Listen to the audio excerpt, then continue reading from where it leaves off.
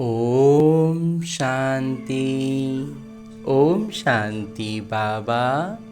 आज 6 सितंबर 2025 है और आज हम अध्ययन करने जा रहे हैं परम पिता परमात्मा के अनमोल मधुर महावाक्यों को, मुरली को।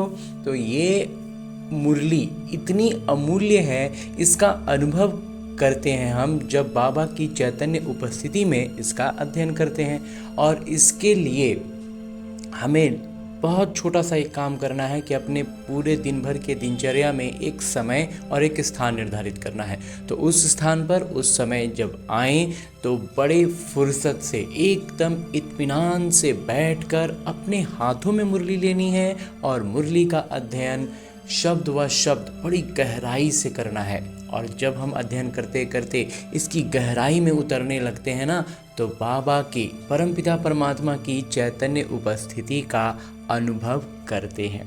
और उस अनुभूति के साथ जब उस मुरली का अध्ययन होता है, मुरली की एक एक बात हमारे दिलो दिमाग पर ऐसे छप जाती है जैसे कि बाबा सचमुच मेरे साथ, हम अनुभव में आ जाते हैं, जिसको बाबा अनुभवी मूर्त कहते हैं ना, अनुभवी मूर्त हो जाते हैं कि बाबा दिन भर में मेरे साथ, मेरे क्षण प्रतिक्षण मेरे बिल्कुल साथ में हैं। उनकी बातें, उनकी मुरली की हर एक बात कानों में गूंजती रहती है हर एक परिस्थिति पर। तो जब हम ऐसे इत्मीनान से बैठकर अध्ययन करना शुरू करते हैं तो एक छोटा सा काम जो हमें और करना है अलौकिक रीति से, वो ये कि अपने सूक्ष्म शरीर के साथ, अपने इस देहभान से अलग होकर अपने सूक्ष्म शरीर के साथ चलना है मधुबन की धरा पर। और सूक्ष्म शरीर का अर्थ है मन, वही मन जिसको हमने बहुत बदनाम किया है कि बहुत भटकता है, बहुत चंचल है। ये वही मन इसलिए भटकता है क्योंकि इसको अपनी जगह नहीं मिली है। मछली को पानी से निकाल देंगे तो वो छटपटाएगा ना, मन बिल्कुल परमात्मा से दूर होने के कारण छटपटा रहा है, इसलिए वो इतना भटक रहा है। जैसे ही उसे पानी मिलेगा ना, वो लयबद्ध तरीके से, मछली कितना सुंदर तैरती है ना पानी में, बिल्कुल ऐसे ही ये मन जब परमात्मा के पास पहुंचेगा, उसे शुरू में हमें लेकर चलना होगा क्योंकि वो भूल गया है ना। तो मन को अपने साथ कॉन्शियसली एकदम ले करके चलना है मधुबन की धरा पर, जो कि एकदम सहज साधन है, सरल विधि है मधुबन की धरा पर। और ख़ास मधुबन की धरा पर भी पांडव भवन के उस हिस्ट्री हॉल में जहां मेरे बाबा ने साकार तन का आधार लेकर इस मुरली का उच्चारण किया था। और तभी हमारे पास ये लिखित में है। लेकिन जब हम इस अनुभूति के साथ वहाँ उपस्थित होते हैं ना, तो उनकी उपस्थिति का अनुभव हम कर पाते हैं। पवित्रता, शांति, प्रेम और सुखों से भरपूरता का एहसास होने लगता है। बाबा की चैतन्य उपस्थिति में बाबा मेरे सम्मुख बैठ दृष्टि से मुझ आत्मा में ज्ञान, प्रकाश और अष्ट शक्तियों का संचार करते हैं। और ऐसे आनंद का सृजन होता है इससे कि एक आवरण बन जाता है, एक सुरक्षा घेरा बन जाता है जिसमें रावण का कोई भी बात, विकार की कोई भी चीज़ इस आवरण के भीतर नहीं आ सकती, क्योंकि इस आवरण के भीतर मैं और मेरे बाबा आमने सामने बड़े फुर्सत से बैठ बातें करते हैं। बाबा का प्यार, बाबा की दुलार सब कुछ मिलता है, बाबा का ज्ञान, बाबा की शक्तियाँ, सब कुछ की अनुभूति के साथ बाबा मुझ आत्मा को कहते हैं, मीठे बच्चे, तुम्हें यही चिंता रहे कि हम कैसे सबको सुखधाम का रास्ता बताएं, सबको पता पड़े कि यही पुरुषोत्तम बनने का संगम युग है। हाँ जी बाबा। आगे प्रश्न रूप में मेरे बाबा कहते हैं कि तुम बच्चे आपस में एक दूसरे को कौन सी मुबारक देते हो? मनुष्य मुबारक कब देते हैं और मनुष्य मुबारक देते कब हैं? उत्तर बतलाते हैं मेरे बाबा, मनुष्य मुबारक तब देते जब कोई जन्मता है, विजयी बनता है या शादी करता है या कोई बड़ा दिन होता है, कुछ खुशी की बात अनुभव करते हैं तो मुबारक देते हैं, परंतु वो कोई सच्ची मुबारक नहीं है। तुम बच्चे एक दूसरे को बाबा का बनने की मुबारक देते हो। हम एक दूसरे को क्या, किस बात की मुबारक देते हैं कि हमें भगवान मिल गए, तो इसकी मुबारक जो है ना, बहुत सच्चा मुबारक हम देते हैं एक दूसरे को। तुम कहते हो कि हम कितने खुश नसीब हैं जो सब दुखों से छूट सुख धाम में जाते हैं। तुम्हें दिल ही दिल में खुशी होती है। हाँ जी बाबा, खुशी में तो झूम रहे हैं बाबा। इतनी खुशी से हम भरपूर होते हैं, इसीलिए एक दूसरे को मुबारक भी देते हैं। और जो लौकिक में मुबारक बाबा कहते देते थे, उस बाबा वास्तव में तो खुशी का बात होता नहीं है, उलझते तो विकारों में ही है। लेकिन यहाँ पर हम विकारों से मुक्त होकर, दुखों की दुनिया से निकल करके सुख के सागर में गोते लगाने जा रहे हैं। ओम शांति। बेहद के पिता बैठ बेहद के बच्चों को समझाते हैं। अब प्रश्न उठता है, बेहद के पिता कौन? ये तो जानते हो कि सबके पिता एक हैं, जिनको परम पिता परमात्मा कहा जाता है। तो लौकिक पिता को तो परम पिता नहीं कहा जाता, परम पिता तो एक ही हैं। उनको सब बच्चे भूल गए हैं। इसलिए परम पिता परमात्मा जो दुख हरता सुख करता है, उसे तुम बच्चे जानते हो कि बाबा हमारे दुख कैसे हर रहे हैं, फिर सुख शांति में ले चलेंगे। सुख शांति में हमें बाबा लेते जाएंगे। सब तो सुख में नहीं जाएंगे, सुख की दुनिया में सब नहीं जाएंगे। शांति तक तो सब जाएंगे, सुख में सब नहीं जाएंगे। कुछ सुख में, कुछ शांति में चले जाएंगे। कोई सतयुग में किरदार निभाते, कोई त्रेता में, कोई द्वापर में। तुम सतयुग में रहते हो तो बाकी सब मुक्ति धाम में, वो सिर्फ शांति धाम में पड़े होते हैं। उनको कहेंगे ईश्वर का घर। मुसलमान लोग जब नमाज पढ़ते हैं तो सब मिलकर खुदा ताला की बंदगी करते हैं। किस लिए? क्या बहिश्त के लिए या अल्लाह के पास जाने के लिए? बाबा कहते हैं जब वो बंदगी करते हैं खुदा ताला से, तो उसका उद्देश्य वो उनका क्या होता है? अल्लाह के पास जाना या फिर बहिश्त में जाना? बाबा कहते हैं अल्लाह के घर को बहिश्त नहीं कहेंगे, वो सुख शांति धाम है, वो बहिश्त नहीं है। वहाँ स्वर्ग नहीं होगा, जन्नत जिसे कहते हैं वो जन्नत नहीं है। वहाँ तो आत्माएं शांति में रहती हैं, शरीर नहीं रहते। ये जानते होंगे अल्लाह के पास शरीर से नहीं, परंतु हम आत्माएं जाएंगी। अब सिर्फ अल्लाह को याद करने से तो कोई पवित्र नहीं बन जाएंगे। अल्लाह को तो जानते ही नहीं, वास्तव में अल्लाह है कौन नहीं जानते हैं। अब ये मनुष्यों को कैसे राय दें कि बाबा सुख शांति का वर्षा दे रहे हैं? विश्व में शांति कैसे होती है, विश्व में शांति कब थी, ये उन्हों को कैसे समझाएं? सेवा योग्य बच्चे जो हैं, नंबरवार पुरुषार्थ अनुसार उन्हों को ये चिंता रहता है, चिंतन चलता रहता है कि कैसे समझाएं इन सारी बातों को।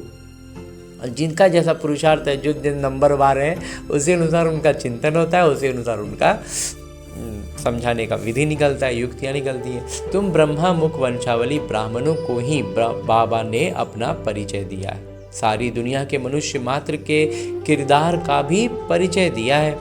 अब हम मनुष्य मात्र को बाबा और रचना का परिचय कैसे दें? सारे मनुष्यों को बाबा का और बाबा की रचना का परिचय कैसे दें?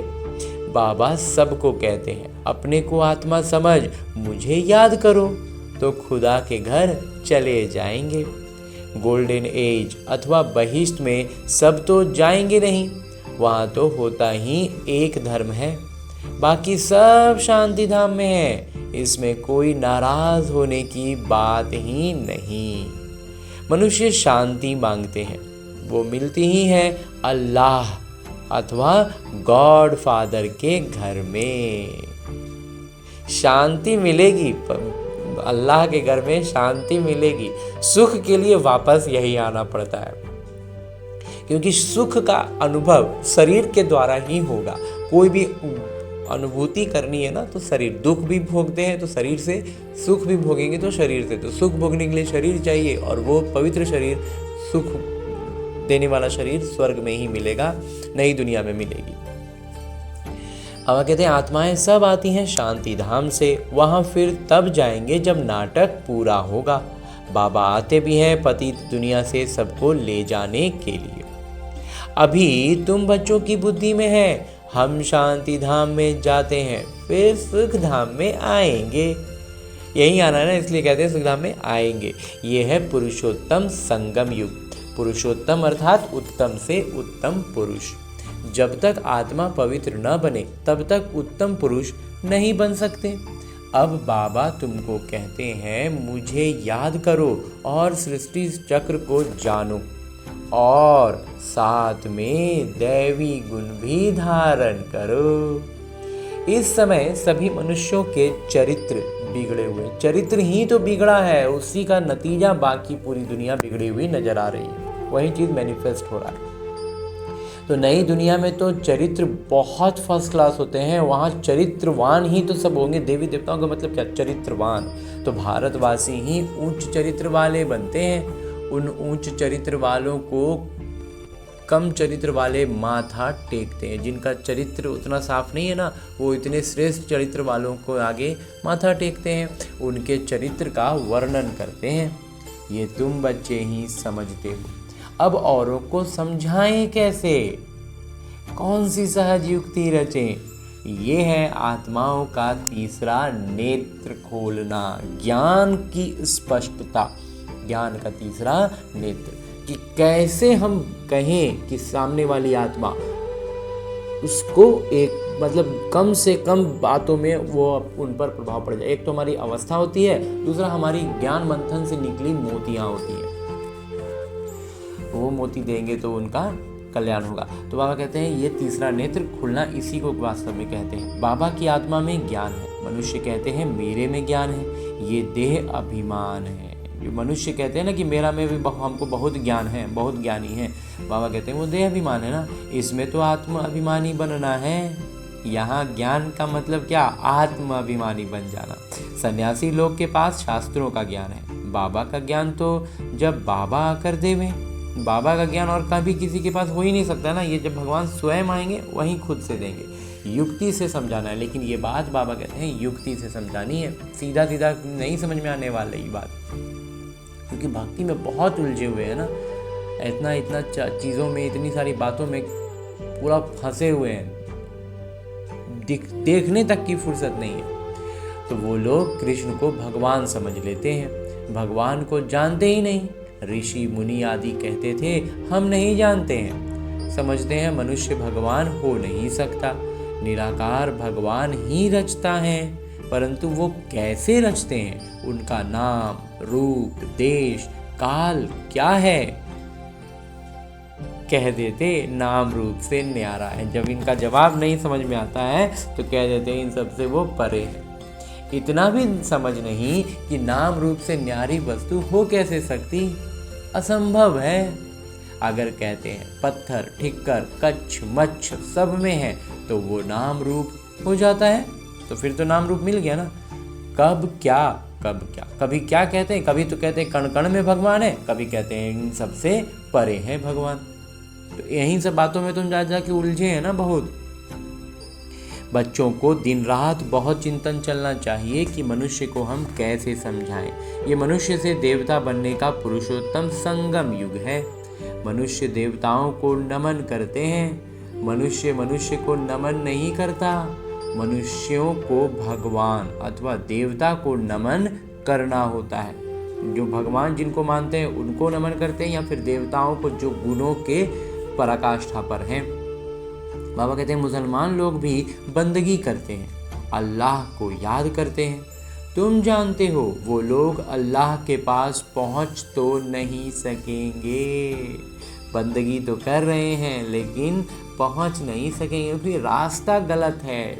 गलत क्या कहें, मतलब वो बाबा भगवान तक पहुंच नहीं रहा, अल्लाह तक पहुंच नहीं रहा। तो गलत मार्ग में कहना हो कहें, या फिर ऐसा मार्ग पर हैं जिसमें मंजिल नहीं मिलने वाली। मुख्य बात है अल्लाह के पास कैसे पहुंचे, फिर अल्लाह कैसे नई सृष्टि रचते हैं, ये सब बातें कैसे समझाएं। इसके लिए बच्चों को विचार सागर मंथन करना पड़े। बाबा को तो विचार मंथन सागर मंथन नहीं करना है, भगवान थोड़ी ना विचार सागर मंथन करेंगे। बाबा विचार सागर मंथन करने की युक्ति बच्चों को सिखलाते हैं। इस समय सब आयरन एज में तमो प्रधान है, सब के सब क्या है, लोहे के लौह युग में है और जंग लगी हुई अवस्था है। जरूर कोई समय गोल्डन एज भी होगी, स्वर्णिम युग भी रहा होगा। तो गोल्डन एज स्वर्णिम युग को प्योर एकदम पवित्र पावन कहा जाता है। पवित्रता और अपवित्रता, सोने में खाद डाली जाती है ना, तो आत्मा भी पहले पवित्र एकदम संपूर्ण पावन सतो प्रधान है, फिर उनमें खाद पड़ती है। जब तमो प्रधान बन जाती है तब बाबा को आना है। बाबा ही आकर सतो प्रधान सुखधाम बनाते हैं। सुखधाम में सिर्फ भारतवासी ही होते हैं, बाकी सब शांति धाम में जाते हैं। शांति धाम में सब प्योर रहते हैं, एकदम पवित्र। फिर यहाँ आकर आहिस्ते आहिस्ते अपवित्र बनते जाते हैं। धीरे धीरे तमो प्रधानता का प्रवेशता होते जाता है, बढ़ते जाता है। हर एक मनुष्य सतो रजो तमो जरूर बनते हैं। अब उन्हों को कैसे बताएं कि तुम सब अल्लाह के घर पहुंच सकते हो। देह के सब संबंध छोड़ अपने को आत्मा समझो। भगवान वाच तो है ही, मेरे को याद करने से ये जो 5 भूत हैं वो निकल जाएंगे। तुम बच्चों को दिन रात ये चिंता रहनी चाहिए। बाबा को भी चिंता हुई, तब तो ख्याल आया कि जाऊं, जाकर सबको सुखी बनाऊं। परमात्मा को भी चिंता हुई ना हमारी, तब तो आए ना। साथ में बच्चों को भी मददगार बनना है। अकेले बाबा क्या करेंगे, तो ये विचार सागर मंथन करो। उनके हाथ तो हम ही बनते हैं ना। तो क्या ऐसा उपाय निकालें जो मनुष्य झट समझ जाए कि ये पुरुषोत्तम संगम युग है। बाबा कहते हैं ऐसा क्या युक्ति, कौन सी बात समझाएं, कैसे समझाएं, ये हमें विचार सागर मंथन करना है और बाबा का मददगार बनना है कि कैसे मनुष्य को समझाएं कि वो झट समझे कि ये पुरुषोत्तम संगम युग है। इस समय ही मनुष्य पुरुषोत्तम बन सकते हैं। और ये संगम युग पुरुषोत्तम क्यों है, क्योंकि इसी समय हम पुरुषोत्तम बन सकते हैं। पहले ऊंचे होते हैं फिर नीचे गिरते हैं। पहले पहले तो नहीं गिरेंगे ना, शुरुआत में थोड़ी गिरेंगे, धीरे धीरे गिरेंगे ना। तो आने से ही तो तमो प्रधान नहीं होंगे। हर चीज़ पहले सतो प्रधान फिर सतो रजो तमो में होती है। बच्चे इतनी प्रदर्शनियाँ आदि करते हैं, फिर भी मनुष्य कुछ समझते नहीं हैं। तो और क्या उपाय करें। बाबा कहते हैं और उपाय सोचो ना, युक्तियाँ निकालो। भिन्न भिन्न उपाय तो करने पड़ते हैं ना, उसके लिए समय भी मिला हुआ है। फट से तो कोई संपूर्ण नहीं बन सकते, एक क्षण में कोई भी संपूर्ण नहीं बन सकता। बाबा ने, ब्रह्मा बाबा ने भी क्या है, एक क्षण में फैसला लिया, वो तुरंत उन्होंने समर्पण किया, लेकिन संपूर्ण बनने में उनको भी समय लगा ना।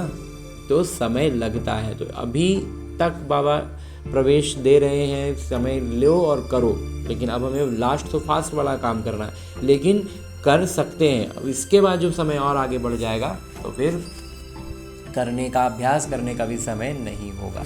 चंद्रमा थोड़ा थोड़ा करके आखिर संपूर्ण बनता है। हम भी तमो प्रधान बने हैं, फिर सतो प्रधान बनने में समय लगता है। वो तो है जड़, फिर ये है चैतन्य। तो वो तो बाबा जड़ चीज़ों की बात कर रहे हैं, एक उदाहरण दे रहे हैं। हम यहाँ पर चैतन्यता की बात है, तो हम कैसे समझाएं। मुसलमानों के मौलवी को समझाएं कि तुम ये नमाज क्यों पढ़ते हो, किसकी याद में पढ़ते हो। ये विचार सागर मंथन करना है। बड़े दिनों पर प्रेसिडेंट आदि भी मस्जिद में जाते हैं, बड़ों से मिलते हैं। सब मस्जिदों की फिर एक बड़ी मस्जिद होती है, वहाँ जाते हैं ईद मुबारक देने। अब मुबारक तो ये है जब हम सब दुखों से छूट सुख धाम में जाएं। तब कहा जाए मुबारक हो। और कहते ईद मुबारक। बाबा कहते ईद मुबारक, मुबारक तो तब ना जब सब कोई सुख में चले जाएं, दुख से सब निकल जाएं। हम खुशखबरी सुनाते हैं, कोई जीत करते हैं, विन करते हैं तो भी मुबारक देते हैं। कोई किसी को कोई चीज़ में कामयाबी मिलती है, जीतते हैं तो भी मुबारक। हर खुशी की बात पर हम मुबारक देते हैं। तो कोई शादी करते हैं तो भी मुबारक देते हैं, सदैव सुखी रहो। अब तुमको तो बाबा ने समझाया है, हम एक दूसरे को मुबारक कैसे दें। इस समय हम बेहद के पिता से मुक्ति, जीवन मुक्ति का वर्षा ले रहे हैं। तुमको तो मुबारक मिल सकती है। बाबा समझाते हैं तुमको मुबारक हो, तो हमको तो मुबारक अब मिल सकता है ना, क्योंकि अब हमें भगवान मिल गए, हमें रास्ता स्पष्ट हो रहा है। बस पुरुषार्थ करते जाना है, आगे बढ़ते जाना है। तो तुम 21 जन्मों के लिए पद्मापति बन रहे हो। अब सब मनुष्य कैसे बाबा से वर्षा लें, सबको मुबारक दें, तुमको अभी पता पड़ा है। परंतु तुमको लोग मुबारक नहीं दे सकते, हमें दूसरे लोग मुबारक नहीं देंगे, ब्राह्मण बच्चे ही दे सकते हैं। तुमको जानते ही नहीं है, मुबारक देवें तो खुद भी जरूर मुबारक पाने के लायक बने। तुम तो गुप्त हो ना, एक दूसरे को मुबारक दे सकते हो। मुबारक हो, हम बेहद के पिता के बने हैं। तुम कितने खुश नसीब हो। कोई लॉटरी मिलती है या बच्चा जन्मता है तो कहते हैं मुबारक हो। बच्चे पास होते हैं तो भी मुबारक देते हैं। तुमको दिल ही दिल में खुशी होती है, अपने को मुबारक देते हो। हमको बाबा मिले हैं, भगवान मिल गए हमको, जिससे हम वर्षा ले रहे हैं। उन भगवान से हम अब वर्षा ले रहे हैं। बाबा समझाते हैं, तुम आत्माएं जो दुर्गति को पाई हुई हो, वो अब सद्गति को पाती हो। मुबारक तो एक ही सबको मिलती है, पिछाड़ी में सबको मालूम पड़ेगा। जो ऊंचते ऊंच बनेंगे उनको नीचे वाले कहेंगे मुबारक हो। आप सूर्यवंशी कुल में महाराजा महारानी बनते हो, नीच कुल वाले मुबारक उनको देंगे जो विजयी माला के दाना बनते हैं। जो पास होंगे उनको मुबारक मिलेगी, उनकी ही पूजा होती है। आत्मा को भी मुबारक हो जो ऊंच पद पाती है। फिर भक्ति मार्ग में उनकी ही पूजा होती है। मनुष्यों को पता नहीं है कि क्यों पूजा करते हैं, तो बच्चों को यही चिंता रहती है कि कैसे समझाएं। हम पवित्र बने हैं, दूसरों को कैसे पवित्र बनाएं। दुनिया तो बहुत बड़ी है ना, क्या किया जाए जो घर घर में पैगाम पहुँचे। पर्चे गिराने से सबको तो मिलते नहीं, ये तो एक एक को हाथ में पैगाम चाहिए, क्योंकि उनको बिल्कुल पता नहीं कि बाबा भगवान के पास कैसे पहुँचे। कह देते हैं सब रास्ते परमात्मा से मिलने के हैं, परंतु बाबा कहते हैं ये भक्ति दान पुण्य तो जन्म जन्मांतर का करते आए हो, परंतु रास्ता मिला कहाँ। कह देते ये सब अनादि चलता आया है, परंतु कब से शुरू हुआ। अनादि का अर्थ नहीं समझते। तुम्हारे में भी नंबरवार पुरुषार्थ अनुसार समझते हैं। हम ब्राह्मण बच्चों में भी ना हर कोई पूरा स्पष्ट नहीं समझ पा रहा है। ज्ञान की प्रारब्ध 21 जन्म है, वो है सुख फिर है दुख। तुम बच्चों को हिसाब समझाया जाता है, किसने बहुत भक्ति की है। ये सभी रेजगारी बातें एक एक को तो नहीं समझा सकते। बाबा कहते हैं छोटी छोटी महीन महीन बातें एक एक को बैठ के नहीं समझा सकते। बाबा ऐसा बात बतलाते हैं ना कि जब हमारा मंथन चलता रहता है ना, तो उसमें बाबा की बात एकदम से जाकर के फिट हो जाती है, सेट हो जाती है, हमारी बुद्धि का ताला खुल जाता है, एक एक सवालों का जवाब मिलता जाता है। लेकिन अब एकदम एक एक छोटी छोटी बातों को कहते हैं रेजगारी, एकदम जैसे खुदरा जिसको कहते हैं ना, खुदरी बातों छोटी छोटी बातों में एक एक को अलग अलग बाबा कैसे समझाएंगे। इसलिए बाबा कहते हैं तो समझा नहीं सकते, क्या करें। कोई अखबार में डालें, समय तो लगेगा, सबको पैगाम इतना जल्दी तो मिल ना सके। सब पुरुषार्थ करने लग पड़े तो फिर स्वर्ग में आ जाएं। एक बात ये भी है कि सब कोई फिर स्वर्ग में ही आ जाएगा, तो ये हो नहीं सकता। तो अब तुम पुरुषार्थ करते हो स्वर्ग के लिए। अब हमारे जो धर्म वाले हैं उनको कैसे निकालें, कैसे पता पड़े कौन कौन ट्रांसफ़र हुए हैं? हिंदू धर्म वाले असल में देवी देवता धर्म के हैं, ये भी कोई नहीं जानते। पक्के हिंदू होंगे तो अपने आदि सनातन देवी देवता धर्म को मानेंगे। इस समय तो सब पतित हैं, बुलाते हैं पतित पावन आइए, निराकार को ही याद करते हैं कि हमको आकर पावन दुनिया में ले चलिए। इन्होंने इतना बड़ा राज्य कैसे लिया? भारत में इस समय तो कोई राजाई ही नहीं जिसको जीत कर राज्य लिया हो। वो कोई लड़ाई करके राजाई तो पाते नहीं। मनुष्य से देवता कैसे बनाया जाता है कोई को पता नहीं है। ये बुद्धि में ये सब बातें आती ही नहीं है ना। तुमको भी अब बाबा से पता पड़ा है, औरों को कैसे बताएं जो मुक्ति जीवन मुक्ति को पाएं। पुरुषार्थ कराने वाले चाहिए ना, जो अपने को जानकर अल्लाह को याद करें। बोलो, तुम ईद की मुबारक किसको कहते हो? तुम अल्लाह के पास जा रहे हो, पक्का निश्चय है, जिसके लिए तुमको इतनी खुशी रहती है। ये तो वर्षों से तुम करते आए हो। कभी खुदा के पास जाएंगे या नहीं? इतना बोलेंगे ना तो वह कहते हैं मूंज पड़ेंगे। बरोबर हम जो पढ़ते करते हैं, क्या करने के लिए? ऊंचते ऊंच एक अल्लाह ही है। बोलो, अल्लाह के बच्चे तुम भी आत्मा हो। आत्मा चाहती है हम अल्लाह के पास जाएं। आत्मा जो पहले पवित्र थी अभी पतित बनी है। अभी हम इनको बहिष्ठ तो नहीं कहेंगे। तो आप कहते हैं यहाँ पर फिर बहिष्ठ थोड़ी है। सब आत्माएं पतित हैं। पावन कैसे बने? जो अल्लाह के घर जाएं। वहाँ विकारी आत्मा होती नहीं, निर्विकारी होनी चाहिए। वहाँ पर विकारी आत्मा नहीं जा सकती, निर्विकारी आत्मा ही जाएगी। आत्मा कोई फट से सतोप्रधान नहीं बनती। ये सब विचार सागर मंथन किया जाता है। बाबा का विचार सागर मंथन चलता है तब तो समझाते हैं ना।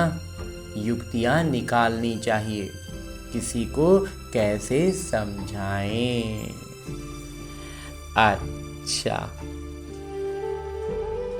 मीठे मीठे सिकरते बच्चों प्रति माता पिता बाबा का याद प्यार और आशीर्वाद। रूहानी बाबा की रूहानी बच्चों को नमस्ते। हम रूहानी बच्चों की ओर से रूहानी माता पिता को याद प्यार और प्रणाम। धन्यवाद बाबा, धन्यवाद। मुरली के लिए भी धन्यवाद और इस अनूठे अलौकिक ब्राह्मण जीवन के लिए भी बहुत बहुत बहुत धन्यवाद बाबा, बहुत धन्यवाद। आगे आज की मुरली से लिए गए वो प्रमुख बिंदु हैं जिन्हें हमें अपने ब्राह्मण जीवन में धारण करने हैं। और ब्राह्मण सो फरिश्ता, फरिश्ता सो देवता बनना है। उसके लिए जो सबसे पहली बिंदु है वो है, जैसे बाबा को ख्याल आया कि मैं जाकर बच्चों को दुखों से छुड़ाऊं, सुखी बनाऊं, ऐसे बाबा का मददगार बनना है। घर घर में पैगाम पहुंचाने की युक्तियां रचनी हैं। हाँ जी बाबा।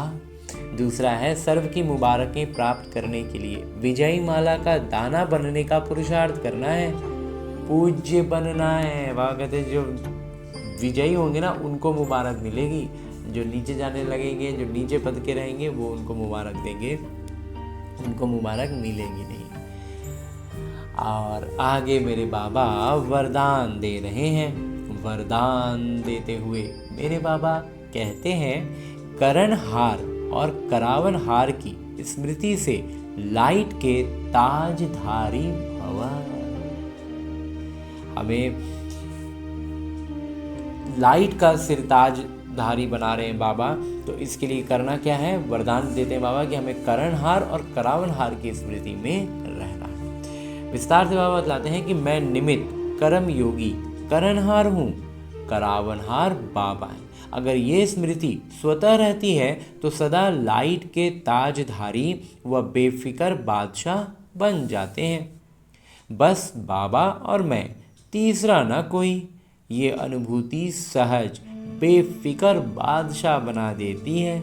जो ऐसे बादशाह बनते हैं वहीं माया जीत, कर्मेंद्रिय जीत और प्रकृति जीत बन जाते हैं। लेकिन यदि कोई गलती से भी किसी भी व्यर्थ भाव को अपने ऊपर बोझ उठा लेते लेते हो तो ताज के बजाय फिकर के अनेक टोकरे सिर पर आ जाते हैं। बाबा कहते हैं अगर गलती से भी व्यर्थ का भाव अपने ऊपर ले लिए, बोझ उठा लिया, तो फिर ताज तो चला ही जाएगा, बोझों का टोकरा बढ़ता चला जाएगा सिर पर।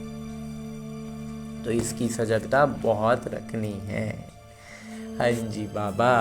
और आगे स्लोगन है, मुरली का उपदेश है, सर्व बंधनों से मुक्त होने के लिए दैहिक नातों से नष्टो मोहा बनो। बाबा कहते हैं सर्व बंधन से मुक्त होने के लिए क्या करना है, जो शरीर के संबंधी है ना उनसे नष्टो मोह उनमें नहीं रखना है। हाँ जी बाबा। और अभी तक हमने बाबा के साकार मुरली को उनकी चैतन्य उपस्थिति में अध्ययन किया, और आगे मेरे बाबा इसी चैतन्य उपस्थिति में रहकर एक इशारा देते हैं, अव्यक्त रूप में एक इशारा देते हैं कि अब लगन की अग्नि को प्रज्वलित कर योग को ज्वाला रूप बनाओ। और इस बात की स्पष्टता के लिए, इस योग अवस्था को इतना ज्वाला रूप देने के लिए बाबा हर दिन हमें अलग अलग युक्तियां दे रहे हैं, अलग अलग इशारे दे रहे हैं। तो आज के लिए बाबा ने जो इशारा दिया है वो है कि योग में जब और सब संकल्प शांत हो जाते हैं, एक ही संकल्प रहता, बाबा और मैं, इसी को ही पावरफुल योग कहते हैं। बाबा के मिलन की अनुभूति के सिवाय और सब संकल्प समा जाएं, तब कहेंगे ज्वाला रूप की याद, जिससे परिवर्तन होगा। और जब ये याद की हमारी ये अवस्था पहुंचेगी ना, सब संकल्प समाप्त, सिर्फ मैं आत्मा, मेरे बाबा परमात्मा, बस इतना ही रह जाए, तो बाबा कहते हैं ये हुआ याद का मतलब एकदम सबसे ऊंचा स्तर। और वहाँ पर जब हम पहुँच जाते हैं ना, तो परिवर्तन होने लगता है। तो ऐसा परिवर्तन करना है ना, तो ऐसे परिवर्तन करने का उद्देश्य रखते हुए ढेर सारी शुभ भावनाएं और शुभ कामनाओं से भरपूर होकर लौटना होगा हमें अभ्यास करने के लिए अपने इस लौकिक शरीर में, अपने इस लौकिक किरदार में, ताकि हम निरंतर अभ्यास करते हुए इस परिवर्तन की अवस्था तक पहुंच सके। अच्छा, ओम शांति।